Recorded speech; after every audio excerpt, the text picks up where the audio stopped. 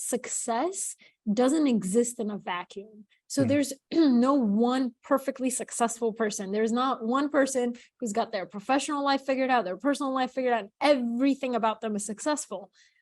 So like we're talking about the slippery nature of identity, success isn't a rigid thing. If you only define success as how many yachts and cars you have, like that's not my idea of success at all. Different people define success in different ways.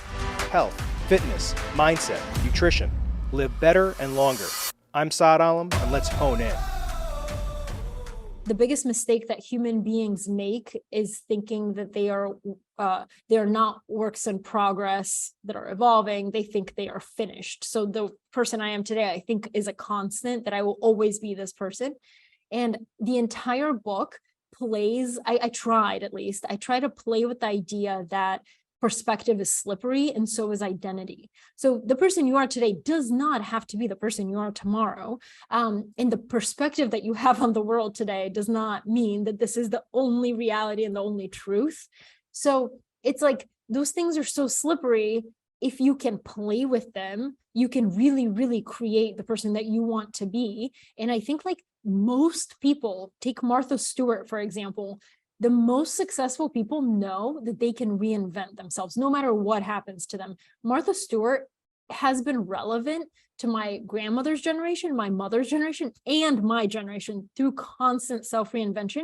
Even though most people forget she went to prison for insider trading, she was able to take that. Her mugshot was on the cover of Time magazine, and people were like, it's over, self-made billionaire overnight. And while in prison, I heard her on a podcast talking about this, like she was already plotting, like, how do I make that return? And I'm going to reinvent myself in this way. I'm going to partner with this person. So it's intentional, but it's also like knowing that what brings you to your knees, like you don't have to stay there. Like you can always reinvent in some way.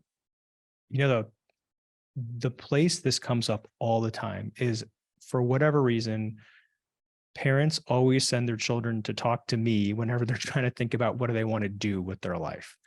And it happens to be Pakistani parents that want their kids to choose a major, and it usually has to do with medicine, even though I dropped out of med school. And it's almost like these kids, and I was one of them, our parents said, this is who you're going to be. This is where you have to go, and you need to run after it. And there's so much pressure on you to think your identity is this point that you've chosen. And what I tell people is, no, what you do is you choose a point, and that point is also defined by time. And if you care about that point, you race to it as hard as you can, you put your all in it. And once you get there, you're going to have accomplished something, and you're going to be standing on some kind of mountaintop, and you get to stand there with a new perspective and a bunch of new skills you've learned that help you just learn. Those are learning skills. And then you get to say, you know what, I either like this or it sucks. And if it sucks, the best thing is, because you have new perspective, you can go, you know what, that other thing over there is so much more interesting. Let me race towards it. And I love the word that you use, is that identity and perspective are slippery. And it's slippery in the best way. Yeah. They aren't slippery where you can't stand on it. They're slippery because, you know what, you can move to the next thing as fast as you want to. Yeah. And I think like that's really interesting. I think it's also a very immigrant thing, because my parents and I came from Bulgaria when I was 8, and they were both chemical engineers, and I liked writing. But I was in like school for chemistry. I was in like this high school that had a magnet program for science. So I was taking like biochemistry in 9th grade. And then I was like, okay, well, I don't like this, but I like different ingredients or aspects of it. And I think that sometimes you can take those different things. So for example, I liked the research part of science, which helped me with the research part of journalism. And I liked writing the lab reports, which then helped me develop my writing based on the research. So it's like, if you know what the ingredients are that you like, you can then flip it into whatever, like you said, you dropped out of medicine, but kind of what you're doing now also it's kind of related. So it's like, it's really hard. You just have to, in the final chapter of the book, I talk about how to know who you are, first you have to know who you do not want to be. And I think as fast as you can figure out who you do not want to be gets you closer to who you do want to be. Absolutely. And what you said about you finding parts of chemical engineering that actually really are made you who you are today is so important for, I think, young people to understand, because as you're taking those steps out to that first mountaintop, whatever you learn will become part of your story all the way around. And I always tell people this, they say, why do you enjoy what you do so much? And I said, well, look, one of the biggest pillars of my life is impacting people and making sure I can have a positive impact. And that's something my parents gave to me. And then to your point, I took it, and now we're running the largest hormone clinic in the country. And then on top of it too, I am a diehard consumer. I'm a marketer's dream. Right. If you find me on Instagram, I'm buying it. I've got more shoes than I should have. I've got more shirts. I've got a bunch of stuff I don't need, but we've taken all those things that I love and we've created this really progressive brand. We publish this content that helps millions of people. And so what you figure out is all these things kind of come together and help you create your perfect life. And do you think that it's a fair statement to say that a lot of the people you interviewed, they engineered what success looks like for them?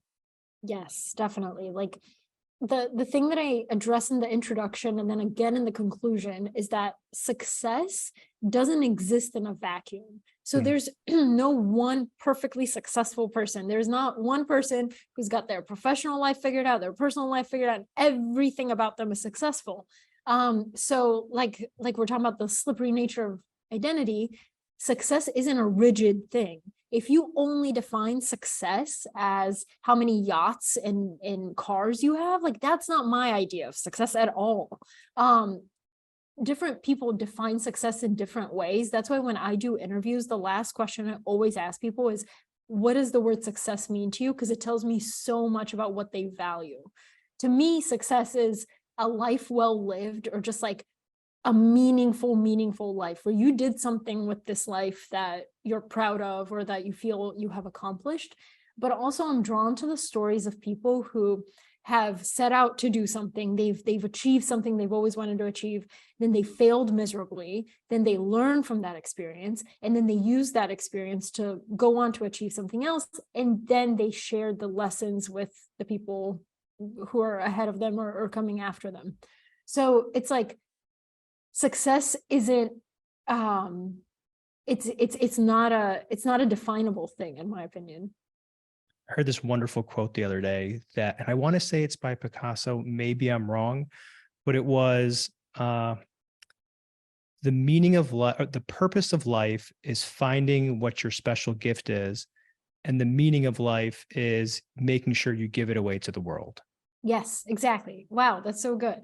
And I was thinking it perfectly fits what you're talking, and it couldn't be more true, right? Like you get so much self-satisfaction from being able to do the thing you do so well and give it to the world, which arguably someone that we're talking to did. Yeah, well, like special gift, if you replace that with hidden genius, that's exactly what I'm trying to like explain. Is like everybody has this thing. Maybe you haven't discovered it yet, but when you do, it's almost a responsibility to share it with everybody else.